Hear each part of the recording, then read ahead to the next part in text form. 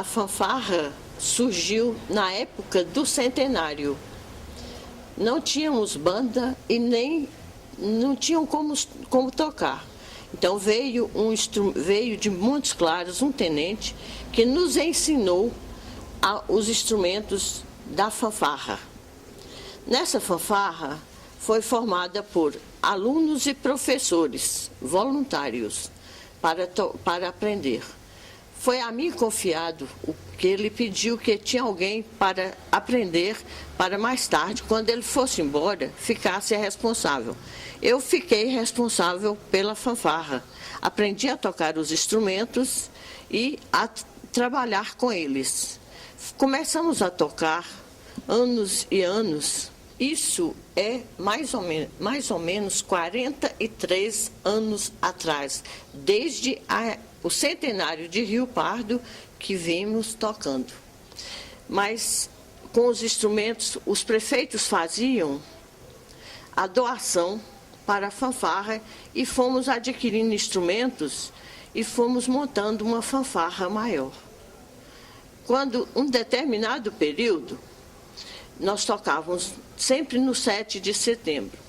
Um determinado período, ao terminar o 7 de setembro, limpamos os instrumentos e guardamos na prefeitura. Eles foram roubados. Não sei por quem, no outro dia não ficou instrumento nenhum, desapareceram todos. Ficamos alguns anos sem tocar.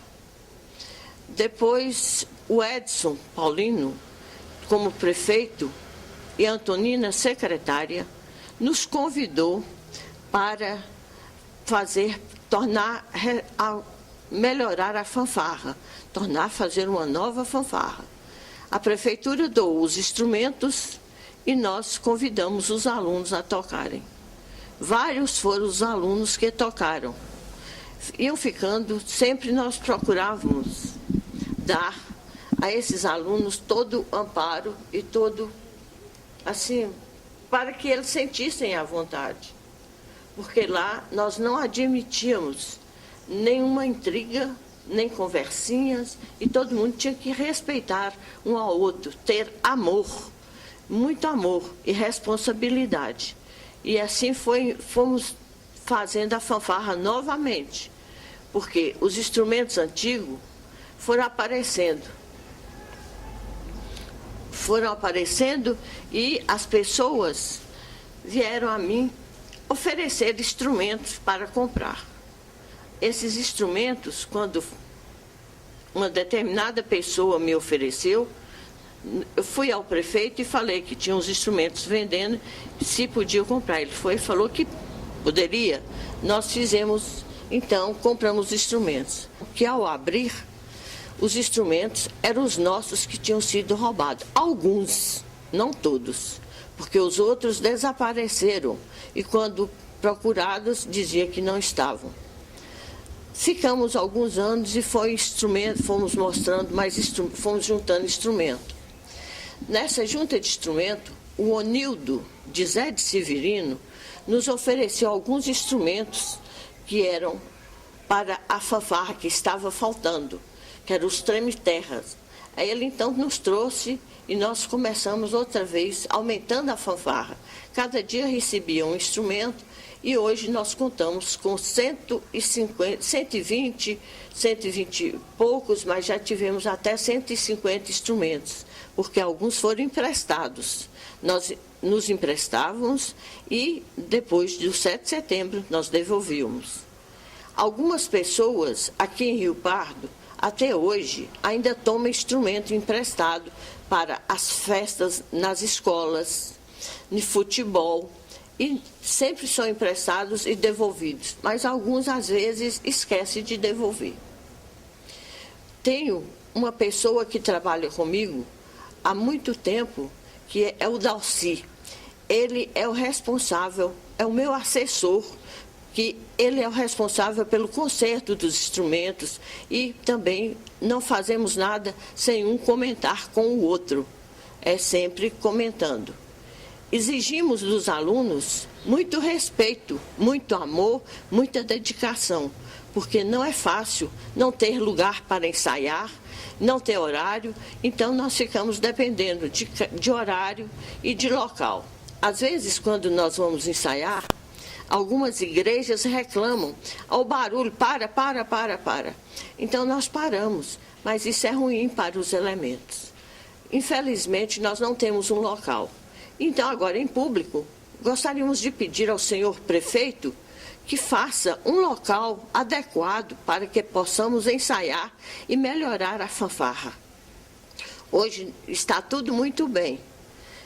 Quando este ano, os parabéns foi muito elogiada a fanfarra, mas não para mim. Eu acho que os parabéns não devem ser para mim, e sim para os pais que confiam os seus filhos em minhas mãos para ensinar a tocar. Eles tocam, e os parabéns também para os meus queridos percussionistas, porque eles quem passam, a percussão é deles, não minha. Eles tocam muito bem, estão de parabéns.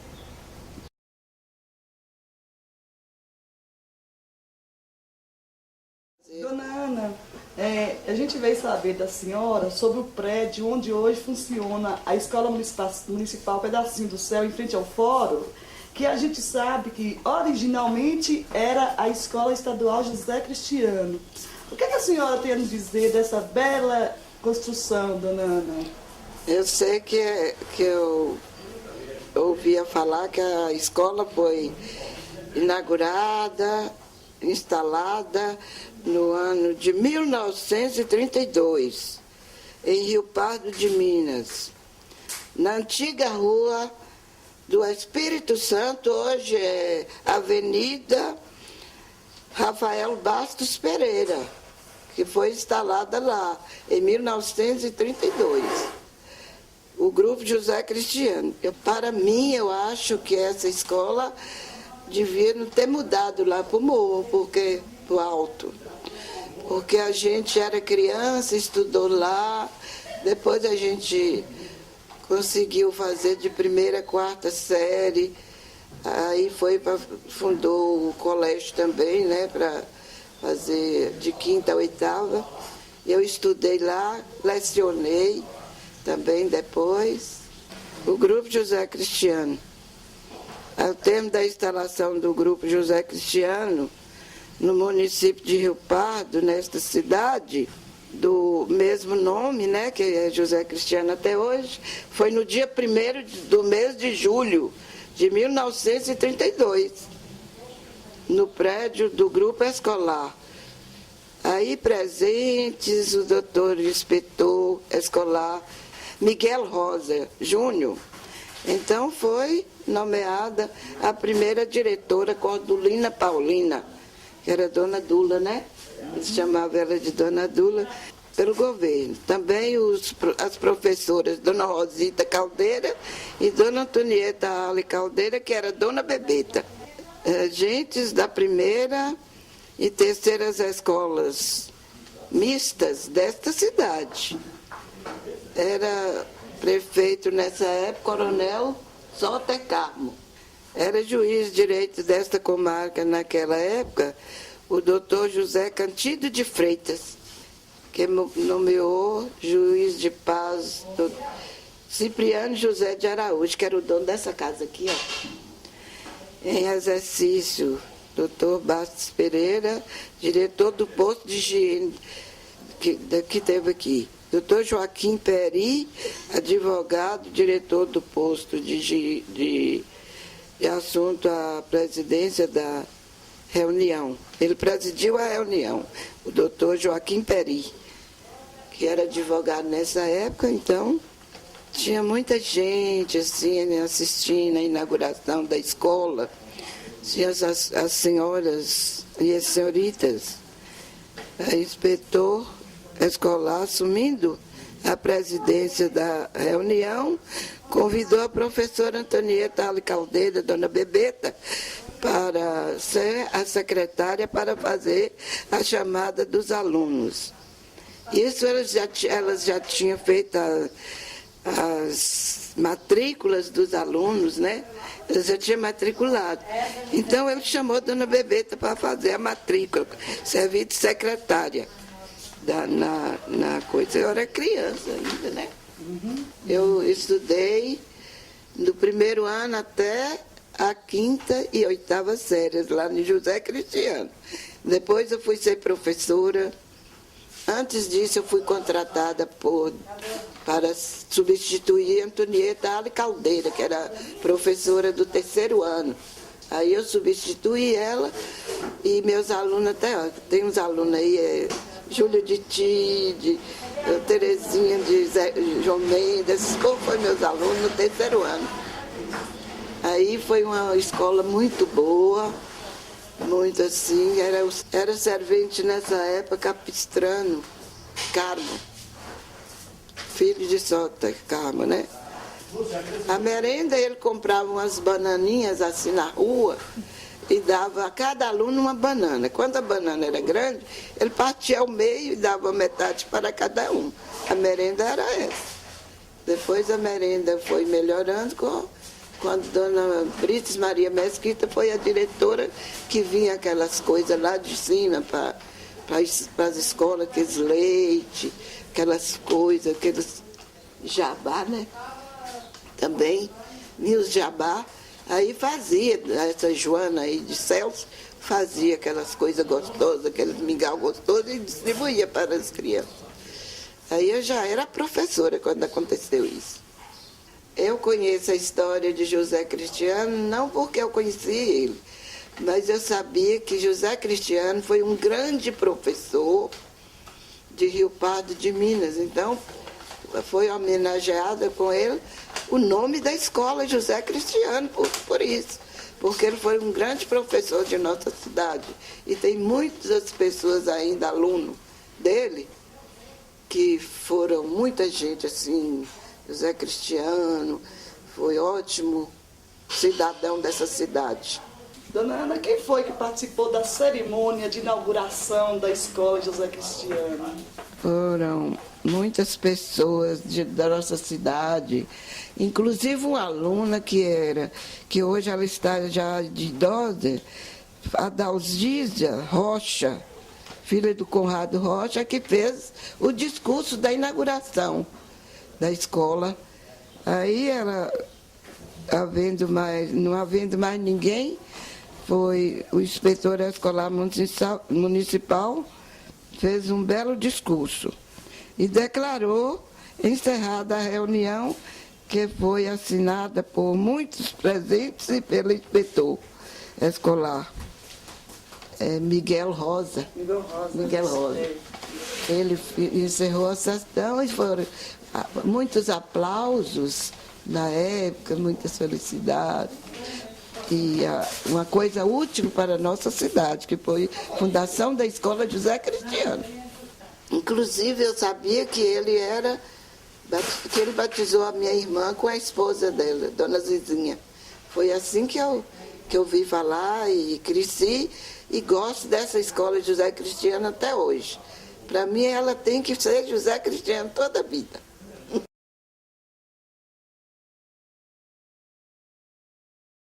Então, a criação da paróquia de Nossa Senhora da Conceição se deu em 1740, por Dom Frei José Fialho, da Ordem de São Bernardo. Ele é arcebispo metropolitano de Salvador, na Bahia, porém, só em 20 de janeiro de 1755, 15 anos depois, um alvará régio confirmou a ereção canônica da paróquia, sendo vigário o padre Alexandre Gonçalves da Cruz. De 1777 a 1783, o padre João Batista de Andrade foi o segundo vigário da paróquia. Posteriormente, muitas outras paróquias foram desmembradas, tais como a de Salinas, de Monte Azul, de São Miguel de Jequitinhonha. Fato importantíssimo na história primitiva da paróquia foi a visita do padre José Nunes Cabral, em 16 de setembro de 1783, representando o reverendíssimo Frei Antônio Correia, da Ordem de Santo Agostinho, arcebispo metropolitano da Bahia, do Conselho Régio. A igreja matriz, por ocasião da criação da paróquia, era ainda uma pequena capela, muito rústica e pobre.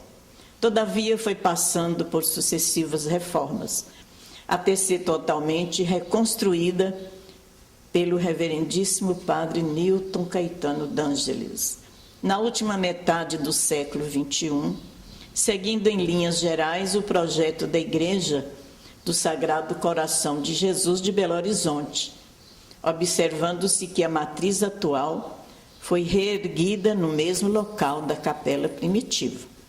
Tais reformas foram de maior ou menor dimensão de acordo com a disponibilidade dos cofres paroquiais, salientando-se, entre elas, a de 1847, que contou com a ajuda de 200 mil cruzeiros do governo provincial de Minas Gerais, e a de 1872, que igualmente por lei provincial recebeu contribuição de 800 cruzeiros reais, 800 mil reais nos dias de hoje, dos cofres do governo da província. Todavia, a maior e mais importante reforma da matriz foi a que se habituou chamar-se Reforma do Padre Newton. Esse religioso, quando começou sua reforma, já dispunha de grande experiência, pois havia reformado das matrizes de Monte Azul, Mato Verde e Grão-Mogol. Na verdade, não foi propriamente uma reforma, uma vez que, de fato, a matriz foi quase totalmente reconstruída, seguindo outro projeto arquitetônico.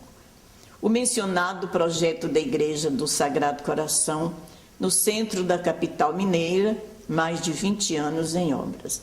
Como sempre, a contribuição dos fiéis foi fundamental. Doação em dinheiro, em bens, em prendas, a serem leiloadas, jogos, etc. Houve também a contribuição do município de Rio Pardo de Minas, tendo a Câmara de Vereadores votado lei autorizando uma contribuição de 10 mil cruzeiros anuais para tocar a obra. Todavia, foi inevitável dispor a paróquia de diversas peças de arte sacra para complementação de recursos. Foram peças de prata de valor inestimável, vendidas por extremas necessidades, em proveito de bem maior, a matriz de Nossa Senhora da Conceição. A reforma atual, que ora se inaugura, dispensa comentário.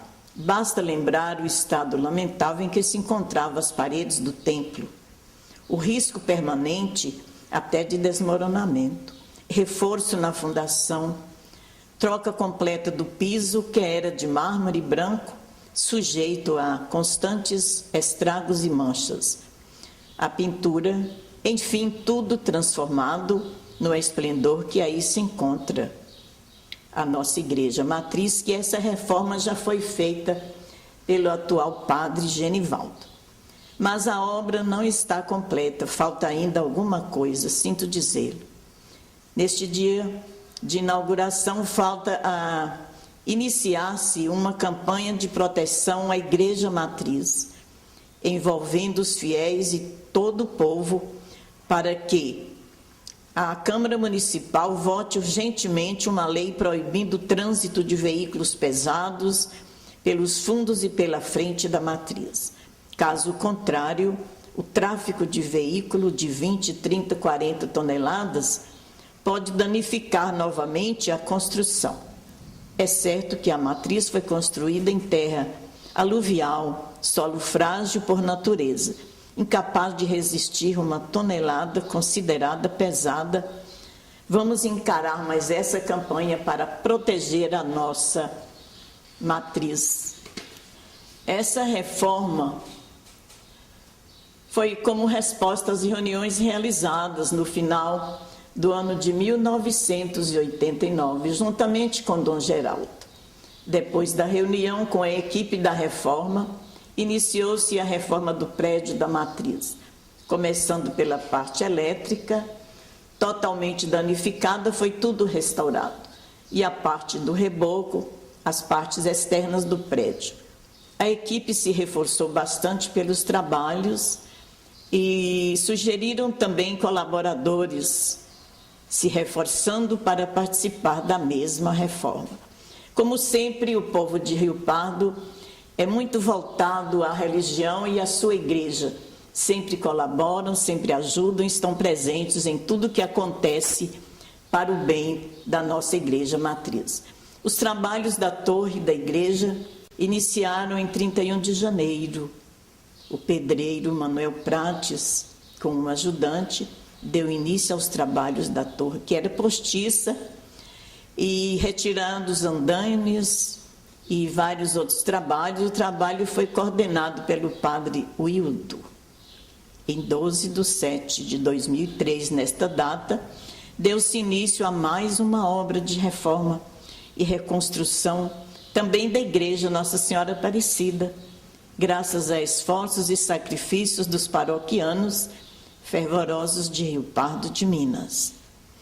De 14/4/2004 foi a inauguração e bênção da reforma da igreja de Nossa Senhora Aparecida, mostrando assim a presença sempre constante dos paroquianos para com o bem-estar e as reformas das nossas igrejas em Rio Pardo de Minas.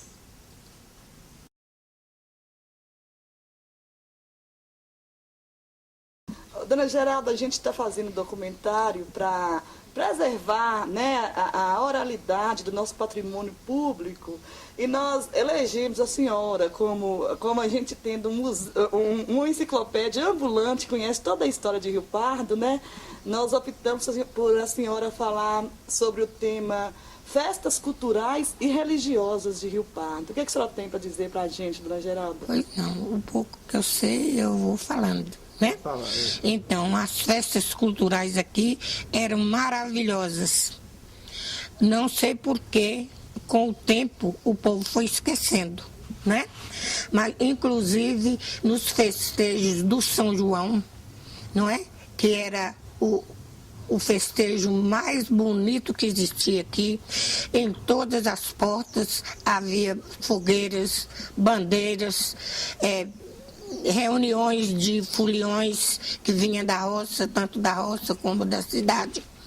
Além dos festejos do São João, tinha salões do Natal, presépios em quase toda casa, principalmente nas casas de São João Mendes, de Dona Rosa de Zeca, de CC, que eram os presépios mais, de seu Osório Batista, que eram os presépios mais cobiçados da cidade.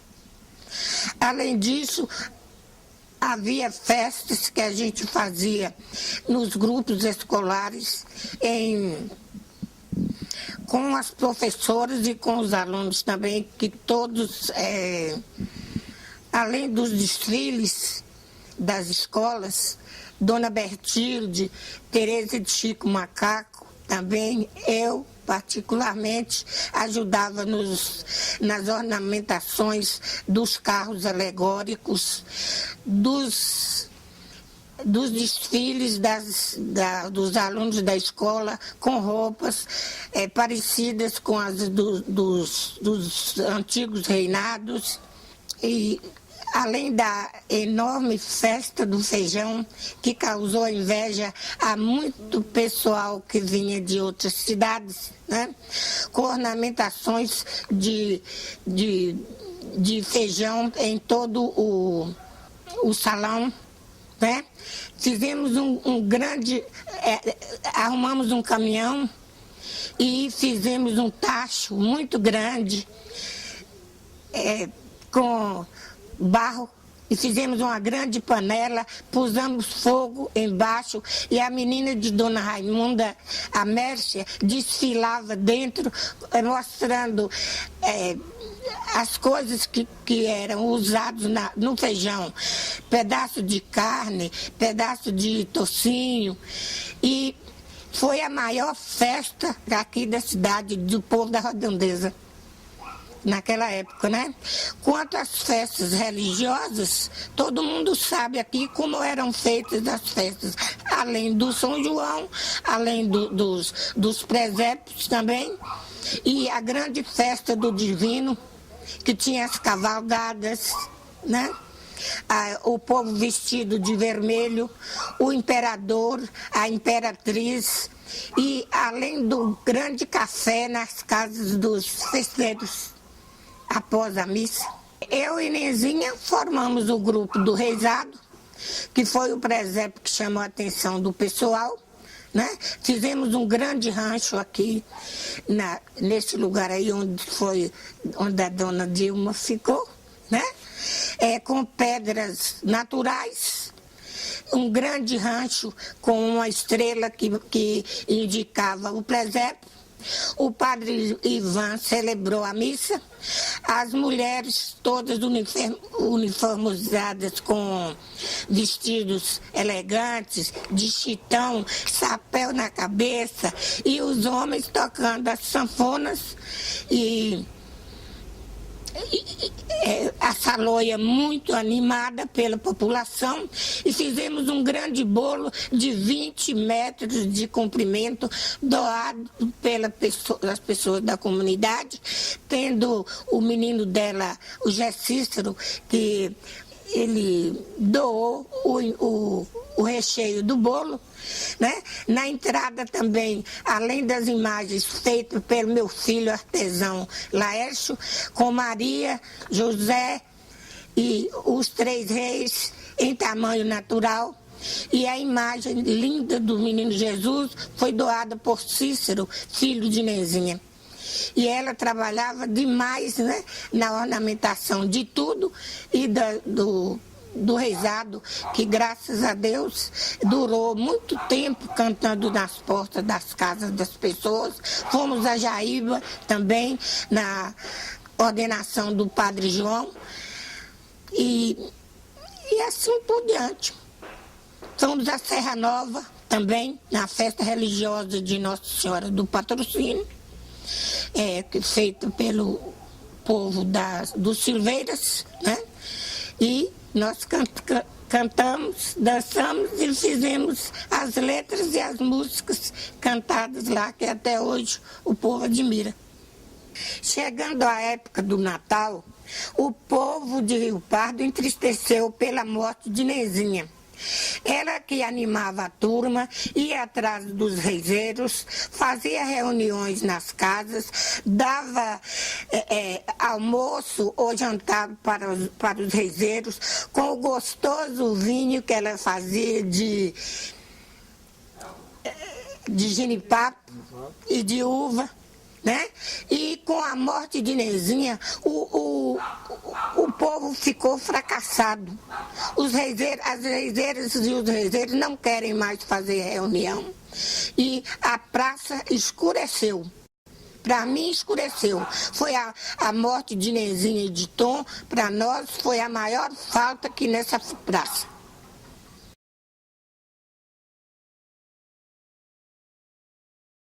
E nós escolhemos você para falar para a gente, contar a história do Cruzeiro, tudo que você sabe, que viveu ali no Cruzeiro. Objetivando deixar a história do nosso querido e fervoroso Cruzeiro, quero alertar que este foi erguido em 1919.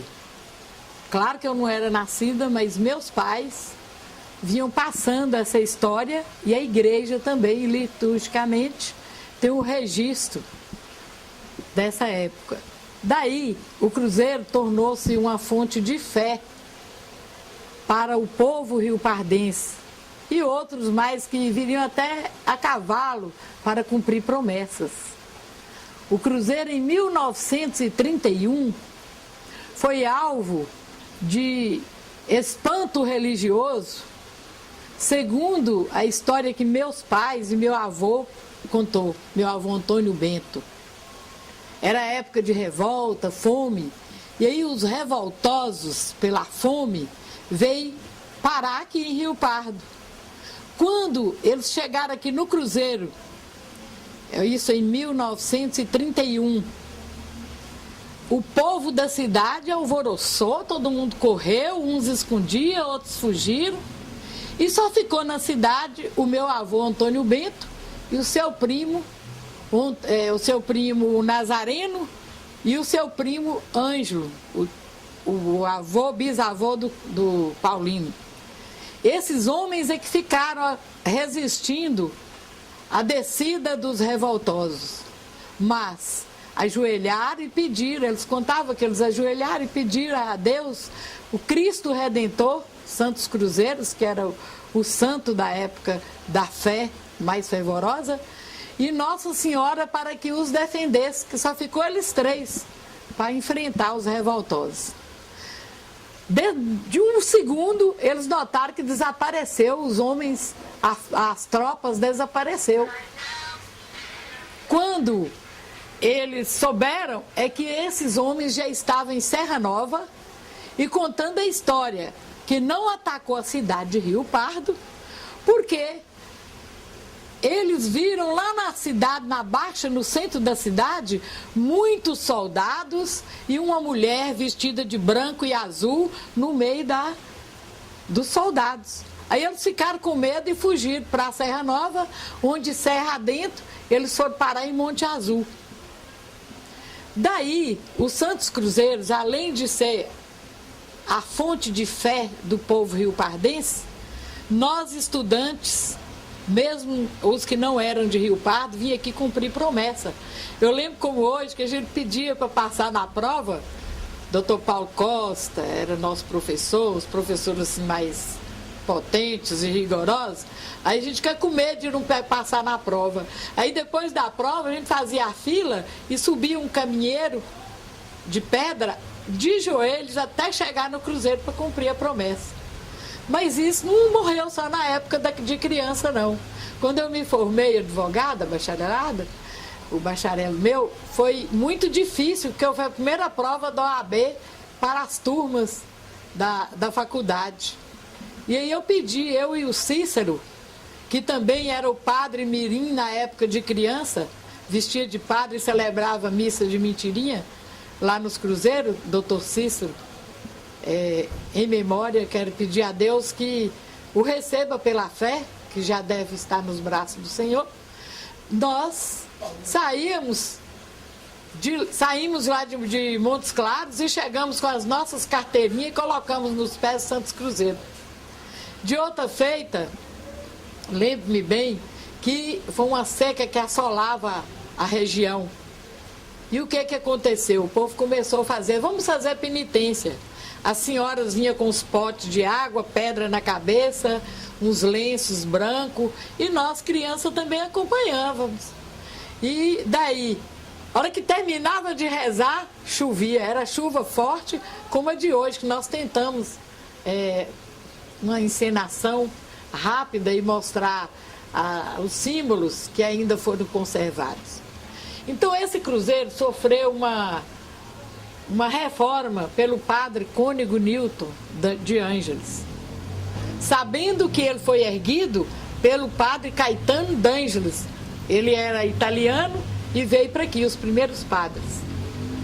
Depois disso, o padre Newton sofreu a reforma pelo padre Newton, e com os padres missionários e o doutor Orlando na prefeitura, que foi detectada a deteriorização da madeira, que era a base, que é o pé, foi retirado aquele madeira antigo, que é guardado como relíquia lá no alojamento da prefeitura, e ergueu um novo monumento, um novo madeiro, conservando os símbolos, a morte, a escada, a espada, todas as ferramentas de uso material de Jesus na época que ele andou pelo mundo.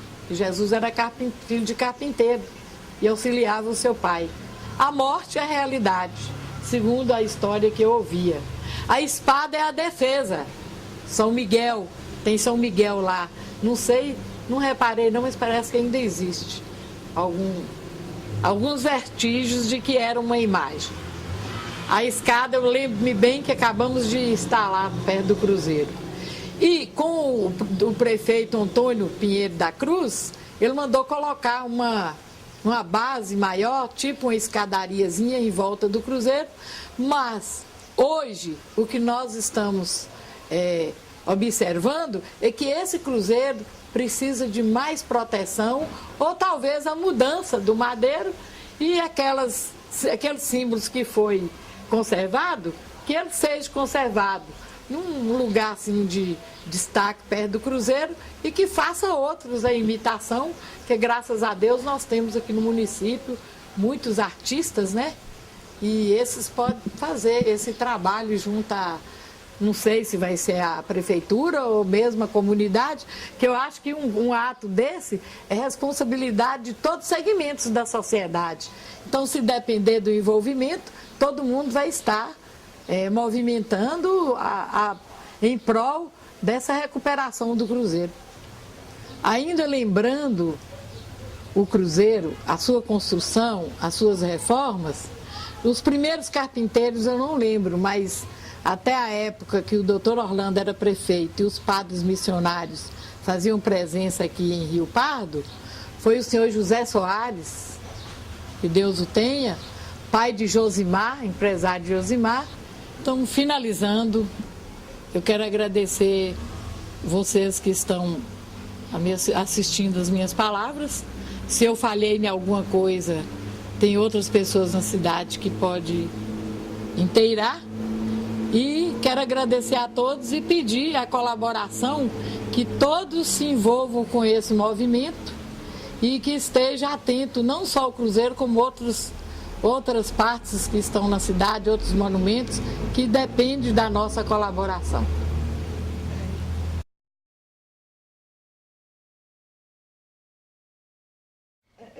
Seu Euler, a gente está fazendo um trabalho de resgate da nossa memória cultural de Rio Pardo, né?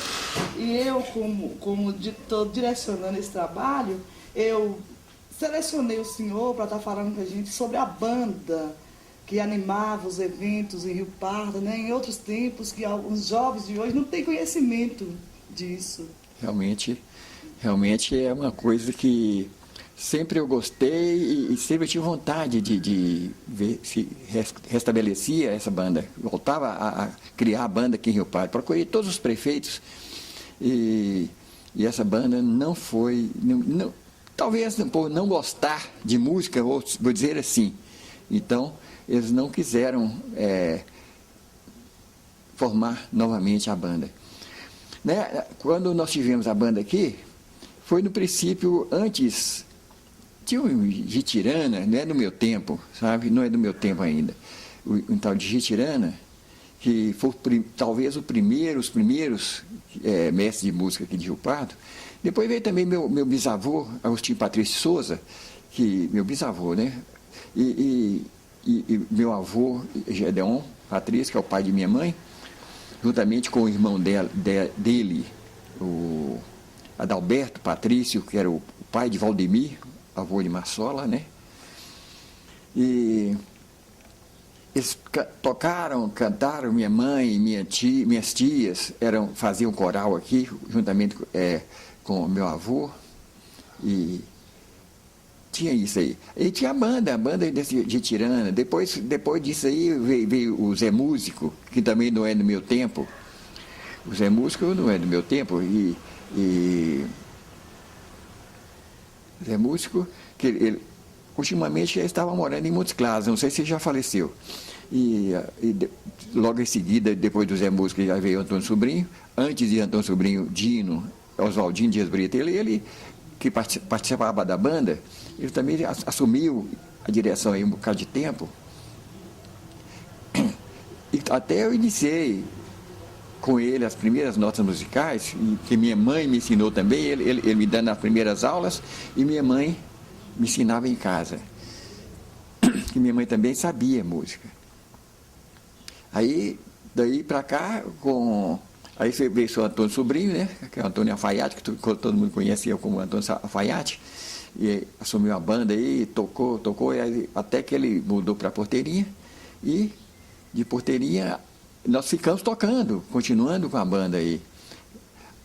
Até que o senhor Aderval Costa, quando assumiu a prefeitura aí como prefeito, eliminou, acabou com tudo, recolheu todos os instrumentos, jogou num salão, um cômodo lá de depósito lá da prefeitura, e até há pouco tempo eu estava olhando o tuba, que inclusive o pai, o seu Ângelo, tocava, foi todo arrebentado lá no porão da prefeitura, me deu uma dor de cabeça, tive aquele pesar por aquilo ali, um instrumento caro, jogado, todo arrebentado, e fora os outros que desapareceram, a gente não sabe como, sabe? E está aí, nós tivemos aqui com o Tonão aí 2 anos atrás, ou 3 anos atrás, ou 4 anos, no segundo mandato dele, o início de uma formando né, formando um conjunto aí musical e outras coisas mais. Depois ele também eliminou tudo, acabou,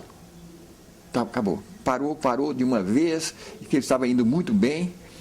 Só que esse pessoal aí, esse povo, acha que fazer, ensinar música, aprender e tocar é de um dia para outro. Ele pega um instrumento e já sai tocando. E não é, a música tem um prazo pré-determinado para aprender, com no mínimo 6 meses para estar fazendo alguma coisa. Ele queria que com 3 meses todo mundo já estivesse tocando. Aí é difícil, né? Aí nós fizemos aí um bocado, um pouco, aí os componentes da banda na época, antes, tinha Vanderlei, até meu avô, Soter Carmo, ele também foi participante da banda a primeira banda de música de Rio Pardo, ele participou também, tocando clarone, meu bisavô, teve aqui o Vanderlei, Patrícia, irmão de Íris, o Íris também, o Valdemir não tocou na banda, não participou. Meus tios, tio Neco, tocava trombone, tio Gêner, tocava bombardino, Tigênio bombardino, depois veio o Soter, tocando também o bombardino e trombone, depois tocou também o tuba, que é o meu instrumento de Ângelo, ele andou tocando também aí. E nós fizemos um conjunto aí que estava tocando nas festas, e estava tocando aí nas festas, e até que eliminou, quando a Aderval recolheu todos os instrumentos e acabou com a banda de música de Rio Pardo. O carnaval, nós fazíamos aqui, tocava o carnaval. O carnaval de Rio Pardo era interessante, era bom demais, era uma maravilha. Nós começávamos a tocar aqui em casa, e daqui nós saíamos aí em cordão pela rua, pela cidade toda. Mas só que nós entrávamos de casa em casa, sem saltar uma casa, em todas as casas, e passava, tocava, cantava na sala, e saía e passava em outra, e ia tocando até chegar aqui em casa novamente. Aí continuava o baile carnavalesco aqui. Mas o carnaval daqui toda a vida foi muito bom, e era tradicional. Todo ano, sem problema, tinha carnaval. Ultimamente que tem feito essa mudança aí para trazer Conjunto da Bahia, que não é carnaval, é Conjunto da Bahia, que é um conjunto que toca tudo, todo ano toca a mesma coisa, o ano todo. Não é no carnaval. O carnaval não é isso aí, não é música de Bahia. Música da Bahia é outra coisa, e o carnaval é outra coisa diferente.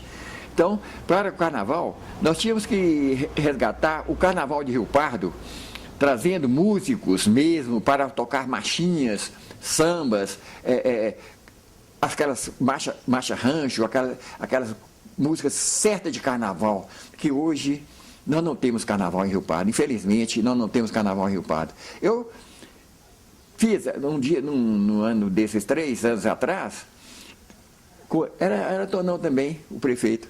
Ele chamou um conjuntinho de Itaúbeiras para cantar umas musiquinhas de carnaval. Ele Mas fez aí. Aí eu participei também disso aí. Aí eu toquei as músicas, as marchas de carnaval com o meu trombone. Toquei as marchas de carnaval, aquelas antigas, o povo gostou. E que horário? 2 horas da tarde, horário para os idosos, né? Horário para os idosos. Então, na terça-feira, na segunda-feira de carnaval, nós fizemos isso. E foi uma alegria, todo mundo gostou, ficou aquela coisa maravilhosa. Mas ficou só nessa. Nunca mais nós tivemos carnaval. O último que eu toquei mesmo em carnaval aqui em Rio Pardo foi esse. Mas nós tocávamos aí no carnaval, trazia os músicos de Montes Claros, os músicos do 10º Batalhão, para tocar aqui. E lógico que tinha que pagar, como paga um absurdo para essas bandas da Bahia, e que faz desculpando a expressão, uma porqueira aí, aqui em Rio Pardo, e o povo sai pulando aí ainda de alegria. Mas é isso aí, a vida é mesmo assim. Enquanto nós não tivermos um prefeito de Rio Pardo mesmo, para resgatar o que tínhamos em Rio Pardo, é difícil acontecer, porque os prefeitos, os últimos prefeitos, nunca quiseram o bem de Rio Pardo, infelizmente.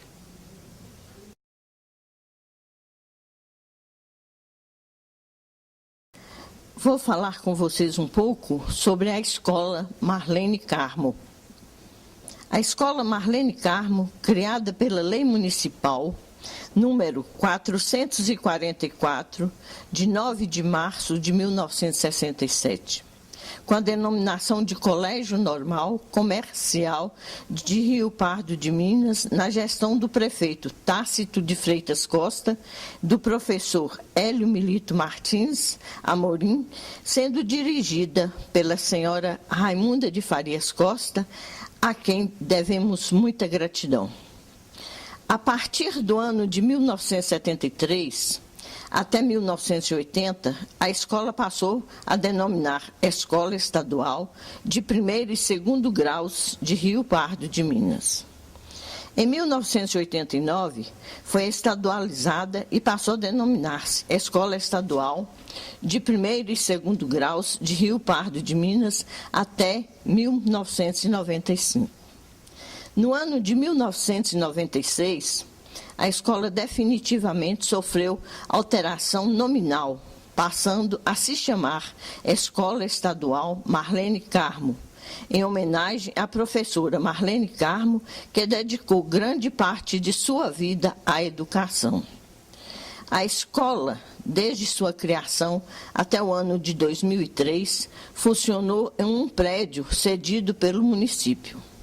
A sede própria foi construída e inaugurada em 2004, com muito apelo da população e ajuda do governo estadual. Trata-se de um prédio amplo, com 13 salas de aula, 4 depósitos, uma secretaria, uma sala para direção e uma para vice-direção, um laboratório de ciências e um laboratório de informática, uma sala de vídeo, cantina, cozinha, pátio coberto, etc.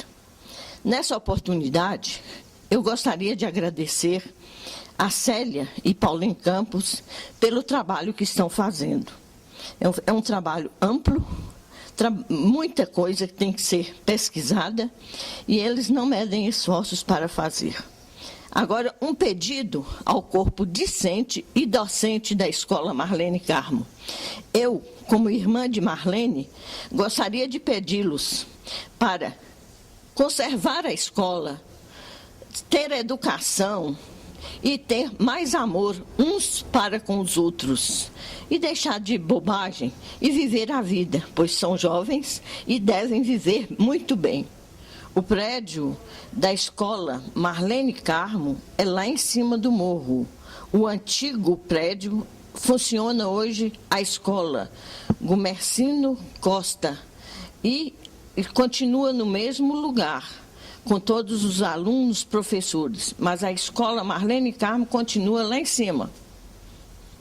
Pois essa escola existe desde o ano de 1967, de 1º de maio. A todos vocês, meus parabéns e os nossos agradecimentos.